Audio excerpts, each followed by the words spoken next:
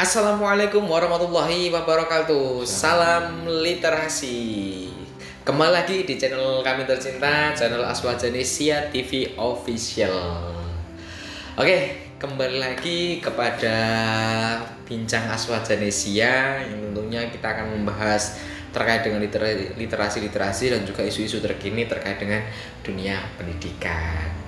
Oke, saya di sini selaku moderator yaitu Wahyu Agi Widayat. Kemudian di samping saya ada Bapak Hamidullah Ibda selaku pakar pendidikan di INISNU Temanggung, Institut Islam Nahdlatul Ulama Temanggung gitu. Oke, gimana kabarnya Pak Ibda? Alhamdulillah baik.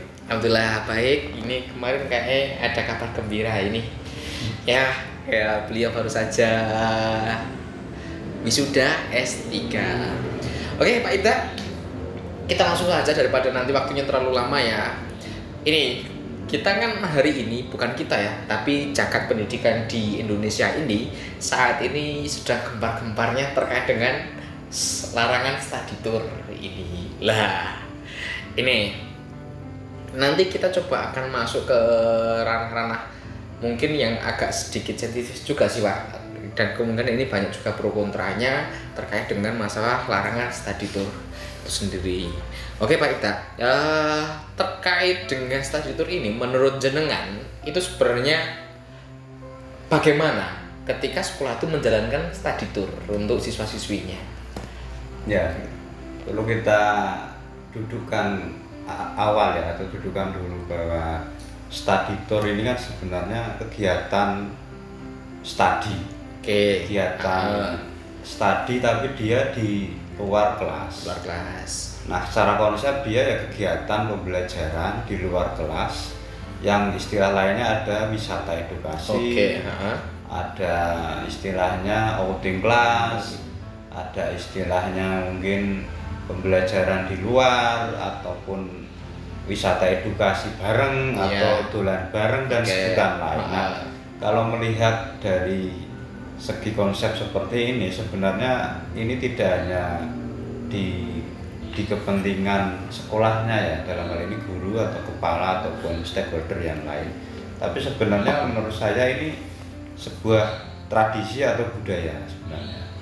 Kenapa saya sebut itu? Karena saya sejak dulu MI, MTS, SMA sampai kuliah itu ya study tour itu ya selalu ada. Artinya kita kalau ngomong study tour hari ini viral mungkin bisa jadi karena ada reaksi ya, reaksi atas beberapa tragedi ya. Saya sebut tragedi kecelakaan di laporan detik.com, saya baca kemarin itu ada 4 ya, ada di Subang, di jalur Lampung, kemudian di Bali dan di Rembang ya, Rembang Mojokerto. Nah, dari kejadian-kejadian ini muncullah kritik, ya, evaluasi ataupun bahkan desakan kepada pemerintah di Kemdikbud ataupun di Dinas Pendidikan atau Kementerian Agama di madrasah untuk melarang kegiatan study tour karena efeknya meninggal dari beberapa kejadian 4. Nah, ini sebenarnya ya siapa yang salah kan gitu ya. Sebenarnya kita nggak bisa mencari kambing hitam dari kegiatan ini karena yang jelas ini terjadi karena ada permintaan dan ada kebutuhan dan sekolah menjembatani atau bahkan inisiasi dari pihak-pihak luar sekolah. Nah, ini kan perlu kita gali ya, dari akar sampai batangnya gitu, atau dari hulu sampai hilirnya harus kita clearkan dulu sebenarnya. Ya tadi itu harus kita clearkan dulu. Cuma ketika sekolah itu mengadakan study tour sebenarnya dalam kacamata pendidikan itu penting atau tidak untuk bagi mereka, karena memang oke lah kita study dan juga ada turunnya, kemudian bisa dikatakan outing class itu, namun pada realitanya terkadang berbeda gitu loh Pak. Nah, kira-kira sebenarnya menurut jenengan penting enggak sih study tour itu dilaksanakan? Ya sebenarnya kita bisa lihat dari konsep pembelajaran ya, maksudnya pembelajaran yang dilakukan berpusat pada siswa itu bagus, ini secara konsep. Tetapi dilihat juga kadang pembelajaran itu tidak dilihat tidak kaku formal di dalam sebuah ruangan. Di sejak pandemi sebenarnya kita sudah keluar dari zona itu, artinya tidak lagi berpusat pada satu ruang terkotak di ruang kelas dan memberikan keleluasaan bagi pelajar, siswa, siswi, murid atau mahasiswa bahkan untuk belajar dari luar, dari alam sebenarnya atau dari dunia yang tidak terstruktur di dalam sebuah lingkungan pendidikan. Nah, jadi secara kebutuhan sebenarnya bagus ya, karena mendapat pengalaman baru, mendapat tugas penugasan yang itu didapat dari alam, dari praktik para pakar. Misalnya SMK belajar langsung dari pengelola TV. Jadi saya di Temanggung TV misalnya sering menerima PKL, PPL itu juga bagi saya juga study tour gitu. Tapi dalam konteks ruang lingkupnya program BPL, KKL atau magang industri itu kan sebenarnya arah dari kurikulum Merdeka. Tapi yang dimaksud dalam konteks study tour yang sekarang lagi rame ini kan study tour yang itu bagi saya ya itu agak negatifnya itu ini jalan-jalan berkedok wisata gitu. Artinya banyak sekali oknum yang ingin berwisata dalam tanda kutip gratis dengan mewajibkan siswa membayar, otomatis gurunya tidak bayar, bahkan mendapat uang saku untuk beli jajan. Nah ini yang mungkin perlu dikaji. Karena tidak bisa kita pukul rata bahwa study tour itu tujuannya baik, tetapi ada penyalahgunaan, ada hal-hal yang perlu diluruskan, termasuk tadi ini saja ini jalan-jalan berkedok wisata atau berkedok study tour atau substansinya yang memang ada oknum-oknum yang pengen wisata gratis kira-kira. Nah memang itu karena jangan sudah menyinggung ke situ, karena memang kan hari ini setelah kejadian banyaknya kecelakaan atau tragedi yang terjadi itu bermula dari kata study tour, kemudian kan muncul ini isu-isu banyak yang berkomentar atau terpantik dengan kejadian seperti itu, akhirnya itu juga mulai memanas. Nah pemanasannya ini juga karena ada bumbu-bumbu terkait dengan masalah ini, bahwa siswa yang tidak ikut itu juga diwajibkan membayar. Lah dari isu ini kan justru sangat melebar sekali, sehingga keluh kesah dari wali murid itu muncul semua. Lah itu gimana ini? Ya sebenarnya tidak bisa kita pukul rata ya, dan ini sangat kasuistik sekali. Artinya kalau memang ada study tour, ini harusnya direncanakan dari awal yang matang. Tujuannya relevansi dengan kurikulum atau dengan pembelajaran yang menguatkan capaian pembelajaran, yang menguatkan kompetensi atau nyambung dengan materi-materi kurikulum di jenjangnya masing-masing dari SDMI, SMP, SMTS sampai jenjang pendidikan tinggi misalnya.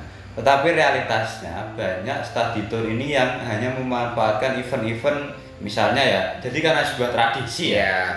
Ini misalnya setelah rapota atau libur panjang atau setelah kenaikan atau kenaikan kelas atau ujian. Nah ini tidak ada hubungannya dengan materi pembelajaran. Jadi mereka ya hanya having fun untuk jalan-jalan saja. Ya artinya ya kita tidak bisa menutup diri lah, manusia butuh refreshing, butuh penyegaran, butuh wisata, butuh jalan-jalan. Tetapi karena ini adalah lingkungan pendidikan, saya kira tidak tepat ketika ini bungkusnya study tour tapi isinya tidak ada studi sama sekali. Studi itu kan mengkaji, mendata, menganalisis, yang menyimpulkan. Nah, kalau studi hanya jalan-jalan, tidak ada koordinasi, tidak ada penugasan, tujuannya apa. Saat di sana siswa dibiarkan penting jajan, aman, pulang kembali, tidak ada impact atau asal yang dari kegiatan study tour, saya kira juga akan hanya sekadar jalan-jalan ya. Jadi substansi study tour akan bias seperti itu. Tetapi di sisi lain memang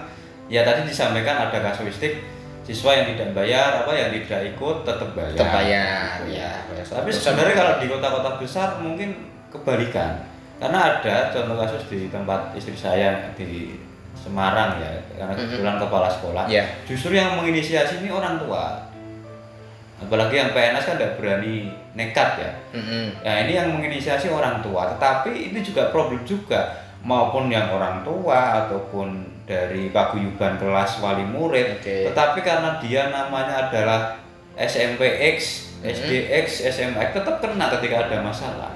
Nah ini kan problem juga ya. Nah, ini maka saran kritik juga tidak hanya untuk sekolah ya atau pihak-pihak sekolah, tentu harus kembali ke jalan yang seharusnya idealnya study tour, tapi tidak jalan-jalan berkedok study tour tapi benar-benar study. Intinya itu ya. Karena namanya aja kan study tour ya, jangan sampai khianat terhadap nama itu sendiri kan. Namanya aja study ya. Study itu mengkaji, mendata, menganalisis.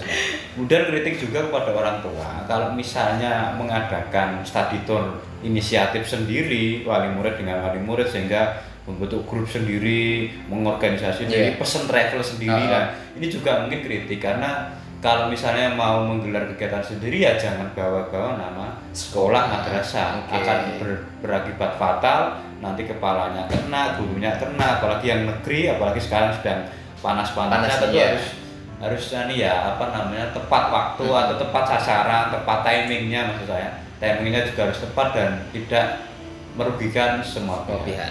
Karena saya yakin tujuannya baik ya, selain untuk wisata, hiburan, tapi juga ada studi. Cuman kadang-kadang kalau sudah di tempat wisata hilang ini Pak, tempat-tempat shopping, ini kan studinya kan biasa. Hanya jalan-jalan tadi, saya sendiri akan hanyut dalam kondisi seperti itu ya, yang orang dewasa ya, itu pun akan hanyut dengan kondisi yang seperti itu. Apalagi kemeriat anak-anak. Saya kemarin contoh di salah satu kebun binatang di Jogja. Ini juga ada anak-anak PAUD TK. Ini 2 bis kok kacau juga ya. Sampai dipanggil-panggil karena nggak pulang-pulang.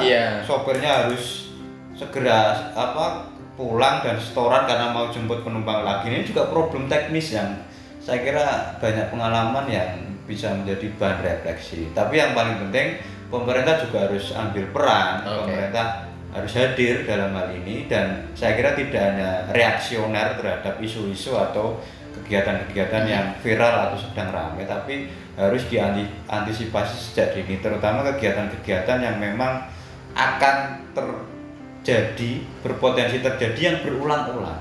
Study tour ini kan berulang-ulang. Iya pasti, ini hampir setiap siklusnya tahun kan ini. Setiap tahun ada. Nah, makanya tadi ya harus ada kejelasan siapa penyelenggaranya, siapa yang bertanggung jawab, siapa bironya, tujuannya kemana, arahnya bagaimana, dan substansi study tour tidak hanya jalan-jalan berkedok study tour, tapi memang benar-benar study dan dia tour pembelajaran outing kelas di luar. Saya kira itu solusi yang terbaik ya, karena kalau kita melarang study tour saya kira nggak logis juga, karena sudah mentradisi dan di situ perputaran ekonomi jelas akan berputar, biro travel juga hidup, wisata juga hidup.